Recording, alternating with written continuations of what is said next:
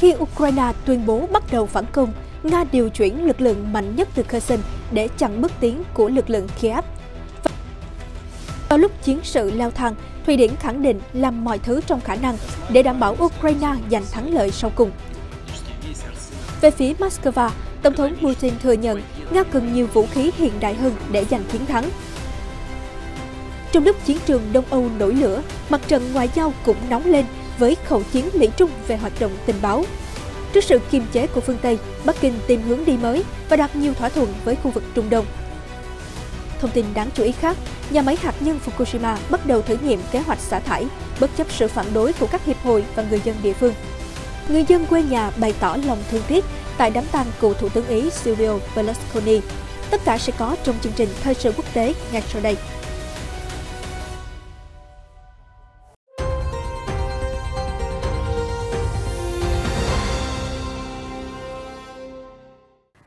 Kính chào tất cả quý vị đang quay trở lại cùng chương trình Thời sự quốc tế. Và sau đây là những nội dung đáng chú ý có trong chương trình ngày hôm nay. Diễn biến mới nhất trên chiến trường miền Nam Ukraine. Chính quyền Kiev cho biết Nga đang điều chuyển các lực lượng có khả năng chiến đấu cao nhất từ khu vực Kherson đến các phòng tuyến dài 800 dặm nhằm ứng phó với các đợt phản công của Ukraine. Tạp chí Newsweek ngày 12 tháng 6 trích thông báo của bà Hanna Maliar, Thứ trưởng Bộ Quốc phòng Ukraine cho biết Nga đang di chuyển các đơn vị có khả năng chiến đấu cao nhất khỏi hướng Kherson, chủ yếu là các đơn vị lính thủy đánh bộ, lính chù và quân đoàn U-49. Được biết, quân đoàn 49 là lực lượng chiến đấu chính của Nga ở Kherson, khu vực bị tàn phá sau vụ vỡ đập Kakhovka vào tuần trước. Bà Hanna Maliar cho rằng, với hành động này, mục đích phá hoại đập Kakhovka của Nga trở nên rõ ràng. Nga hiểu rằng, với nguồn lực hạn chế, Moscow sẽ khó ứng phó nếu Ukraine tấn công theo nhiều hướng. Do đó, Nga quyết định thu hẹp phạm vi địa lý ở những hướng mà Kiev có thể tấn công. Vào lúc này, cuộc phản công của Kiev đã diễn ra với hoạt động giao tranh dữ dội ở các vùng Zaporizhia và Donetsk. Các quan chức Ukraine đã báo cáo những bước tiến đáng kể ở nhiều địa điểm, mặc dù vẫn phải đối mặt với nhiều tuyến công sự mà Nga đã chuẩn bị trong nhiều tháng. Tuy nhiên, sự tàn phá ở vùng hạ lưu sông Dnipro khiến các hoạt động tấn công của Ukraine qua sông ít có khả năng xảy ra hơn. Andriy Zagarodinov, cựu Bộ trưởng Quốc phòng Ukraine và hiện là cố vấn của Bộ Quốc phòng, nói với Newsweek rằng dòng sông dâng cao khiến hoạt động vượt sông của Ukraine không thể thực hiện được. Theo Thứ trưởng Bộ Quốc phòng Hanna Maliar, việc phá hoại con đập rõ ràng được thực hiện với mục đích ngăn chặn một cuộc tấn công của lực lượng phòng vệ Ukraine theo hướng Kherson và giải phóng áp lực phòng thủ để Nga chuyển quân đến Zaporizhia và Bakhmut. Giới lãnh đạo Nga cũng cố gắng làm cho một phần lực lượng Ukraine phải đối phó với thảm họa nhân tạo, khiến cho việc giải phóng các vùng lãnh thổ bị chiếm đóng ở tả ngạn vùng Kherson trở nên khó khăn hơn, bà Maliar cho biết thêm. Mặc dù vậy, lũ lụt cũng được cho là đã làm ngập các vị trí phòng thủ của Nga dọc theo bờ phía đông của con sông, nơi quân đội Moscow đang chiếm đóng. Báo cáo ngày 11 tháng 6 của Viện Nghiên cứu Chiến tranh ESW cho rằng lũ lụt ở Kherson sẽ khiến cho địa hình trở nên trống trải, do đó Nga có thể gặp khó khăn trong việc phòng thủ nếu lực lượng Ukraine vẫn có khả năng tiến hành các hoạt động đổ bộ trong khu vực. Bộ Quốc phòng Nga hiện chưa phản hồi về những phát biểu từ Bộ Quốc phòng Ukraine.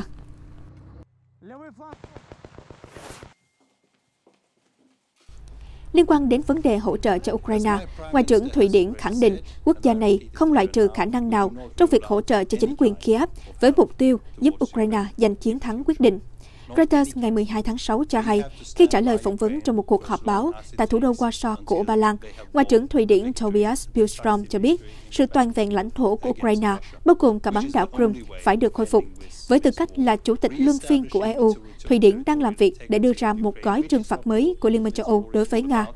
Bên cạnh đó, Ngoại trưởng Ba Lan cho biết cả Ba Lan và Thụy Điển đều ủng hộ Ukraine và Moldova gia nhập EU vào cuối năm nay, đồng thời Georgia có thể trở thành quốc gia ứng viên. Ngoại trưởng Ba Lan cũng chỉ trích thỏa thuận di cư mới được thông qua của EU khi cho rằng vấn đề dân chủ sẽ bị lợi dụng và ảnh hưởng đến tương lai của các quốc gia trong tổ chức. Được biết, vào ngày 8 tháng 6 vừa qua, Bộ trưởng của các quốc gia thuộc Liên minh châu Âu đã ký một thỏa thuận sau khi nhất trí về cách chia sẻ trách nhiệm chăm sóc người di cư và người tị nạn, một vấn đề mà khối này đã lảng tránh trong gần một thập kỷ.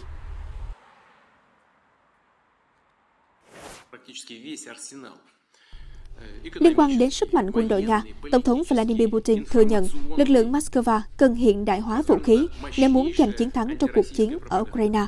Hãng tin Business Insider ngày 12 tháng 6 đưa tin. Theo tuyên bố được đăng trên trang web của Điện Kremlin, ông Putin nói rằng cuộc tấn công của Ukraine đã bắt đầu và các lực lượng Nga đã chống trả thành công. Ông cho rằng chiến tích vừa qua đến từ công tác lãnh đạo đúng đắn và sự hiệu quả của vũ khí Nga, đặc biệt là vũ khí hiện đại. Tổng thống Putin cũng thừa nhận Nga cần được tăng cường các loại vũ khí hiện đại, một nhận xét quan trọng sau khi các báo cáo cho biết lực lượng Moscow ở tiền tuyến đang sử dụng những thiết bị cũ từ thời Liên Xô. Nga chưa có đủ vũ khí hiện đại, nhưng ngành công nghiệp quốc phòng đang phát triển nhanh chóng. Tôi tin rằng ngành công nghiệp quốc phòng sẽ vượt qua thách thức và cung ứng thêm các loại vũ khí hiện đại, Tổng thống Putin khẳng định. Theo Business Insider, các phương tiện truyền thông nhà nước Nga đã được hướng dẫn khi đưa tin về cuộc phản công của Ukraine. Theo đó, các ấn phẩm được hướng dẫn nói về lợi thế vũ khí của Ukraine. Nhờ vậy, Nga sẽ ở thế yếu và có thể miêu tả tích cực hơn về những thành công đạt được. Do đó, sự nhượng bộ của Tổng thống Putin có sự khác biệt rõ rệt so với những nhận xét trước đây của ông về kho vũ khí quân sự của Nga. Vào tháng 8 năm trước, Tổng thống Putin còn cho rằng Nga đang đi trước các đối thủ nhiều năm, thậm chí nhiều thập kỷ. Tuy nhiên, trong một báo cáo được hãng tin AP trích đăng ngày 12 tháng 6, các nhà phân tích cũng lưu ý rằng Nga đã học được những sai lầm trong cuộc chiến và đang cải thiện các vũ khí sử dụng ở Ukraine.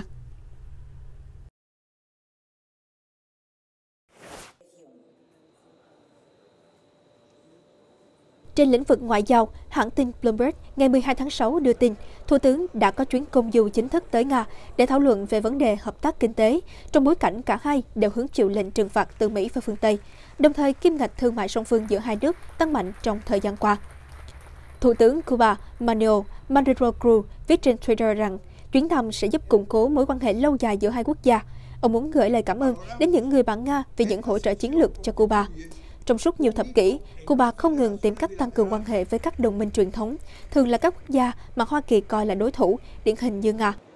Tương tự Cuba, Nga cũng bị Hoa Kỳ và phương Tây cấm vận kinh tế liên quan đến cuộc xung đột ở Ukraine. Tuần trước, Thủ tướng Nga Mikhail Mishustin cho biết, dù phải đối mặt với nhiều khó khăn, thương mại giữa Nga và Cuba đã tăng gấp 9 lần chỉ trong 4 tháng đầu năm 2023. Chuyến đi của Thủ tướng Cuba diễn ra khi một quan chức Hoa Kỳ gần đây cáo buộc quốc đảo Caribe cho phép Trung Quốc thiết lập các cơ sở gián điệp để do thám Mỹ. Tuy nhiên, cả Bắc Kinh và Cuba đều bác bỏ những tuyên bố này và cho rằng chúng hoàn toàn vô căn cứ. Theo thông tin được truyền thông Cuba công bố, sau khi đến thủ đô Moscow, Thủ tướng Cruz cũng sẽ tới Saint Petersburg để tham dự diễn đàn kinh tế quốc tế. Cũng trong tuần này, Tổng thống Iran Ebrahim Raisi dự kiến bắt đầu chuyến công du đến các quốc gia thân thiện ở khu vực Mỹ Latin, bao gồm Cuba, Nicaragua và Venezuela.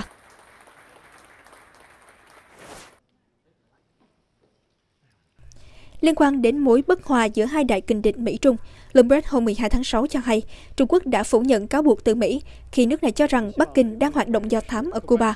Sự việc trên đánh dấu lần thứ hai trong năm nay căng thẳng giữa hai nền kinh tế lớn nhất thế giới bùng phát liên quan đến hoạt động tình báo quốc tế của Trung Quốc. Phát biểu trong cuộc họp báo ngắn ở Bắc Kinh, phát ngôn viên Bộ Ngoại giao Trung Quốc Uông Văn Bình nhấn mạnh liên quan đến cáo buộc Trung Quốc hoạt động gián điệp ở Cuba, đây là một thông tin sai lệch. Trong 2 ngày qua, có thể thấy truyền thông và chính phủ Mỹ đã đưa ra nhiều thông tin không nhất quán. Mỹ sẽ không có cơ hội chia rẽ Trung Quốc và Cuba. Chúng tôi là bạn bè chân thành của nhau. Thông điệp trên được phía Bắc Kinh đưa ra sau khi một quan chức cấp cao giấu tên của Mỹ xác nhận các cơ sở gián điệp của Trung Quốc đã hiện diện ở Cuba từ thời chính quyền cựu Tổng thống Donald Trump. Bắc Kinh đang tăng cường mở rộng các cơ sở này. Trước đó vài ngày, phát ngôn viên Hội đồng An ninh Nhà Trắng John Kirby bác bỏ các báo cáo của tạp chí phố Wall rằng Trung Quốc và Cuba đã đạt thỏa thuận bí mật để thiết lập các cơ sở do thám nói trên ở quốc đảo. Lập trường hiện tại của chính quyền Tổng thống Biden là Trung Quốc, Cuba không đạt thỏa thuận nào mới và các cơ sở đó đã tồn tại ở quốc đảo Caribe trong nhiều năm. Diễn biến căng thẳng trên xảy ra trong bối cảnh Mỹ nỗ lực nối lại các cuộc đối thoại cấp cao với Trung Quốc sau khi liên lạc song phương bị gián đoạn do Mỹ chỉ trích nỗ lực do thám của Trung Quốc hồi đầu năm nay.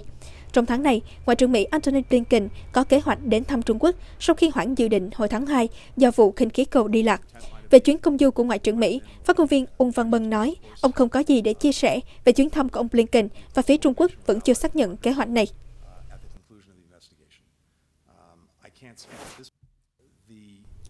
Trước sự phủ nhận từ phía Bắc Kinh, Ngoại trưởng Mỹ Antony Blinken cho biết Hoa Kỳ đã thực hiện các bước đi ngoại giao để làm chậm quá trình triển khai sức mạnh quân sự trên khắp thế giới của Trung Quốc. Cụ thể, khi được hỏi về phản ứng của Washington sau thông tin cho rằng Trung Quốc đang triển khai hoạt động gián điệp mới ở Cuba, Ngoại trưởng Mỹ khẳng định những hoạt động của Trung Quốc tại Cuba là một phần trong nỗ lực toàn cầu của Bắc Kinh nhằm mở rộng sự hiện diện ở nước ngoài. Reuters ngày 12 tháng 6 trích lời Ngoại trưởng Blinken cho biết Hoa Kỳ đã có giải pháp ứng phó từ khi Tổng thống Joe Biden lên nắm quyền vào tháng 1 năm 2021 và những giải pháp này đã mang lại một số kết quả. Ngoại trưởng Blinken không nêu cụ thể những kết quả đạt được là gì, nhưng ông cho rằng những nỗ lực ngoại giao của Mỹ đã làm chậm quá trình mở rộng từ phía Bắc Kinh.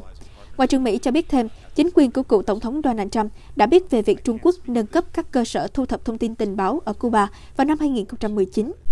Tuy nhiên, những nỗ lực nhằm giải quyết vấn đề này không đạt được các bước tiến cần thiết.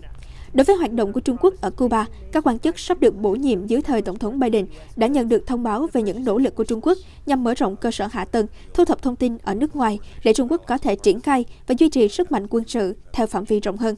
Nhờ đó, Tổng thống Biden có thể chỉ thị cho các quan chức thực hiện cách tiếp cận trực tiếp, thu hút sự tham gia của các chính phủ đang cân nhắc về việc đặt các căn cứ của Trung Quốc và trao đổi thông tin với họ. Chúng tôi đã tiếp cận chính phủ các nước theo cách không ồn ào và cẩn thận. Tôi không thể đi sâu vào chi tiết, nhưng bắt đầu bằng chiến lược ngoại giao là bước đi hiệu quả trong trường hợp này, Ngoại trưởng Blinken nhận định. Liên quan đến những động thái của phương Tây với Trung Quốc, hôm 12 tháng 6, Reuters dẫn lời phát ngôn viên của Bộ Giáo dục Hà Lan cho biết nước này đang xem xét việc sàng lọc và siết chặt quy trình tuyển sinh sinh viên nước ngoài trong các ngành kỹ thuật do lo ngại rủi ro an ninh. Theo giới quan sát, động thái của Amsterdam được cho là nhằm hạn chế việc sinh viên và học viên Trung Quốc tiếp cận công nghệ quan trọng của mình. Tuy nhiên, Bộ Giáo dục Hà Lan khẳng định quy định này sẽ được áp dụng cho tất cả sinh viên đến từ bên ngoài Liên minh châu Âu, không chỉ riêng Trung Quốc. Hồi tháng 4 năm 2023, Cơ quan tình báo Hà Lan AIVD đã phát đi thông điệp cảnh báo rằng các trường đại học Hà Lan là mục tiêu hấp dẫn cho gián điệp nước ngoài. Các trường sau đó đã bắt đầu từ chối nhiều sinh viên Trung Quốc nhận học bổng từ Hội đồng học bổng Trung Quốc. Song song với động thái của AIVD, Bộ trưởng Giáo dục Hà Lan Robert Dzikharov nói với Quốc hội rằng ông đang tiến hành đánh giá toàn diện các chương trình đại học có liên kết với nước ngoài hoặc được tài trợ bởi các đối tác ngoài Hà Lan. Hồi năm 2022, ông Dzikharov cũng đã thành lập một trung tâm thông tin để giúp các trường đại học và cơ sở đào tạo tra cứu các đối tác học thuật nước ngoài. Không chỉ riêng lĩnh vực giáo dục, hồi tuần trước, Amsterdam cũng đã đưa ra đánh giá an ninh đối với các nhà đầu tư nước ngoài ở nước này do lo ngại một số nhà đầu tư đe dọa nghiêm trọng lợi ích quốc gia. Khi gặp trở ngại với phương Tây, Trung Quốc củng cố mối quan hệ với các quốc gia Trung Đông. Bộ trưởng Năng lượng Ả Rập Saudi ngày 11 tháng 6 cho biết, nước này muốn hợp tác chứ không phải cạnh tranh cùng với Trung Quốc. Ông khẳng định rằng ông không quan tâm trước những nghi ngờ của phương Tây về mối quan hệ ngày càng chặt chẽ giữa hai nước. Được biết, mối quan hệ song phương giữa chính quyền Riyadh với Bắc Kinh được gắn kết thông qua thị trường dầu mỏ, khi Trung Quốc là quốc gia tiêu thụ năng lượng nhiều nhất thế giới. Không những thế, quan hệ hợp tác hai bên ngày càng sâu rộng trong lĩnh vực an ninh và công nghệ, với bối cảnh quan hệ chính trị ấm lên trước sự lo ngại của Mỹ. Khi được hỏi về những lời chỉ trích đối với mối quan hệ song phương này tại một hội nghị kinh doanh giữa Ả Rập Saudi và Trung Quốc, Hoàng tử Abdulaziz bin Salman nói, tôi thực sự không quan tâm điều đó, bởi vì nếu là một doanh nhân, ta đều sẽ tìm đến những nơi mang lại cơ hội. Reuters cho hay, các doanh nhân và nhà đầu tư Trung Quốc đã có mặt tại thủ đô Riyadh để tham dự một hội nghị diễn ra vài ngày sau chuyến thăm của Ngoại trưởng Mỹ Antony Blinken. Vào tháng 3, công ty dầu mỏ Saudi Aramco của Ả Rập Saudi đã công bố hai thỏa thuận lớn nhằm tăng khoản đầu tư trị giá hàng tỷ đô la vào Trung Quốc, giúp công ty củng cố vị thế là nhà cung cấp dầu thô hàng đầu cho quốc gia này. Hoàng tử Abdulaziz cho biết, nhu cầu tiêu thụ ở Trung Quốc đang tăng, nên tất nhiên chúng tôi phải nắm bắt nhu cầu. Và lúc này, thay vì cạnh tranh, hãy hợp tác với Trung Quốc. Theo Reuters, mối quan hệ hợp tác giữa hai quốc gia cũng giúp gia tăng triển vọng hoàn thành các cuộc đàm phán về thỏa thuận thương mại tự do giữa Trung Quốc và Hội đồng Hợp tác Vùng Vịnh GCC do Ả Rập Saudi điều phối. Không chỉ hợp tác với Ả Rập Saudi, trong ngày đầu tiên của Hội nghị Doanh nghiệp Ả Rập Trung Quốc lần thứ 10, Bắc Kinh đã ký kết hơn 30 thỏa thuận đột phá với giá trị khoảng 9,8 tỷ đô la. Điều này cho thấy tiềm năng to lớn trong mối quan hệ hợp tác giữa Trung Quốc và các nước Ả Rập. Reuters cho hay, Hội nghị Doanh nghiệp Ả Rập Trung Quốc lần thứ 10 được tổ chức trong 2 ngày tại thủ đô Riyadh của Ả Rập Saudi, bắt đầu từ hôm 11 tháng 6, với 3.000 người tham gia. Sự kiện năm nay có quy mô lớn nhất kể từ khi bắt đầu diễn ra thường niên từ năm 2005. với chủ đề hợp tác vì thịnh vượng. Hội nghị thảo luận nhiều chủ đề, bao gồm đổi mới công nghệ, trí tuệ nhân tạo và dữ liệu lớn, phát triển năng lượng tái tạo, phát triển phối hợp các ngành công nghiệp và khai thác mỏ, cũng như an ninh chuỗi cung ứng. Các quan khách lạc quan về tiềm năng hợp tác hơn nữa giữa Trung Quốc và các nước Ả Rập, bởi Trung Quốc đã nổi lên là đối tác thương mại hàng đầu của các nước Ả Rập, với tổng giá trị kinh tế và thương mại đạt 430 tỷ đô la trong năm 2022.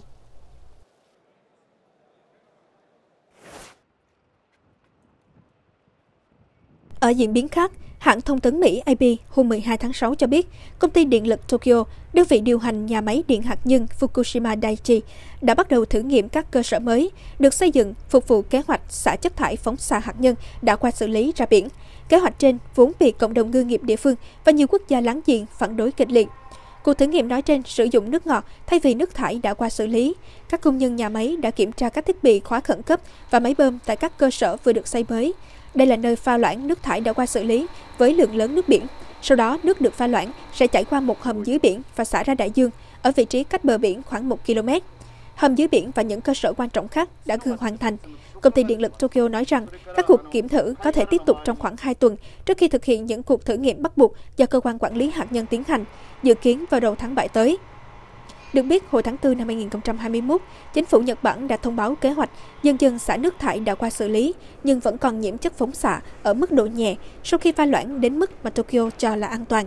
Giới chức Nhật Bản nói rằng lượng nước thải được lưu trữ trong khoảng 1.000 bể chứa ở nhà máy hạt nhân cần được loại bỏ để ngăn chặn rò rỉ hạt nhân trong trường hợp xảy ra động đất, cũng như mở đường cho kế hoạch ngừng hoạt động nhà máy hạt nhân. Kế hoạch trên đã vấp phải sự phản đối kịch liệt từ cộng đồng ngư nghiệp địa phương do lo ngại về độ an toàn và danh tiếng hoạt động đánh bắt cá bị ảnh hưởng nghiêm trọng.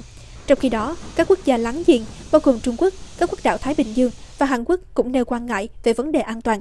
Chính phủ Nhật Bản đã lập quỹ để quảng bá hải sản Fukushima và bồi thường trong trường hợp doanh số bán hàng giảm do khách hàng lo ngại về an toàn.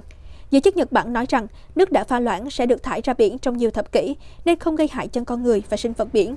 Tokyo đang tìm sự ủng hộ từ cơ quan nguyên tử quốc tế để minh chứng kế hoạch xả thải đảm bảo an toàn và đáp ứng các tiêu chuẩn quốc tế. Trong khi đó, tại châu Á, Quỹ tiền tệ quốc tế IMF sẽ cho Pakistan vay 2,5 tỷ đô la, nhưng chương trình này sẽ hết hạn trong tháng 6. Quốc gia này đang trình kế hoạch ngân sách cho năm tài chính tiếp theo, với hy vọng IMF sẽ đánh giá và giải ngân một phần số tiền cho vay. Reuters cho hay Pakistan đang rơi vào tình trạng thiếu tiền mặt khi dự trữ ngoại hối của quốc gia này không thể đáp ứng được giá trị nhập khẩu trong một tháng. Pakistan cần thực hiện các bước theo quy định để được giải ngân một phần khoản vay từ IMF với giá trị hơn 1 tỷ đô la. Trong bài phát biểu gần đây, Bộ trưởng Tài chính Pakistan đã công bố các mục tiêu ngân sách trước cơ quan lập pháp quốc gia. Theo đó, ngân sách của Pakistan sẽ được xây dựng theo hướng có trách nhiệm hơn, không phải là một ngân sách để sử dụng cho công tác bầu cử. Theo ước tính, tổng chi tiêu ngân sách năm tài chính tiếp theo khoảng 51 tỷ đô la, trong đó hơn 10% dành cho quốc phòng và khoảng 5% để trả các khoản nợ. Bộ trưởng Tài chính Pakistan cho biết chính phủ đã đáp ứng tất cả các khoản mục theo yêu cầu đánh giá lần thứ 9 của IMF. Các nhà lãnh đạo cũng đang cố gắng hết sức để một thỏa thuận cấp nhân viên được IMF thông qua càng sớm càng tốt. Trong khi đó, người dân Pakistan vẫn cảnh giác với những lời hứa của chính phủ. Ziad Shafiq, cựu chủ tịch phòng thương mại Karachi cho biết, nói theo cách đơn giản, đó là một tập hợp gồm quá nhiều các con số. Chỉ khi những khoản thu chi được công bố, dân chúng mới biết liệu chính phủ có nhúng tay vào ngân sách hay không. Với ý kiến khác, Syed Fahad Hossain, một cư dân của thành phố Karachi cho rằng kế hoạch ngân sách chỉ là một mánh lới quảng cáo cho cuộc bầu cử diễn ra vào tháng 11. Ví dụ họ vừa tăng lương cho công chức chính phủ và như vậy chỉ có công chức chính phủ hưởng lợi.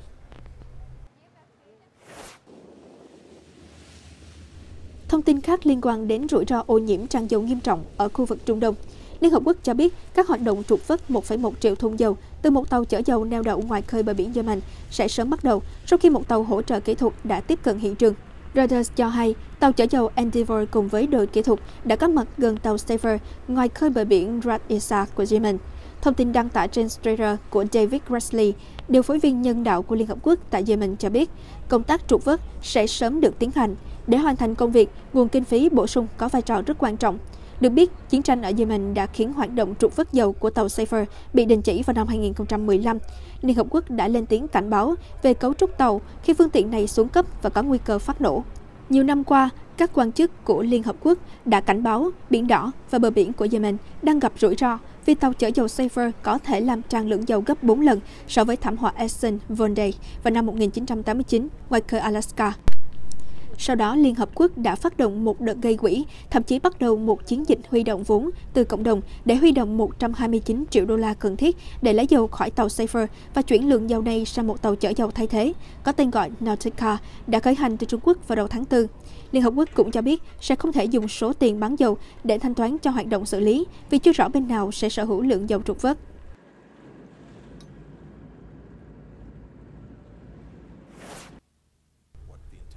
Chuyển sang thông tin khác liên quan đến tin buồn từ nước Ý, Ngoại trưởng Hoa Kỳ Antony Blinken đã gửi lời chia sẻ tới gia đình ông Silvio Berlusconi và người dân Ý sau cái chết của vị cựu thủ tướng, người đã qua đời trong ngày 12 tháng 6 ở tuổi 86.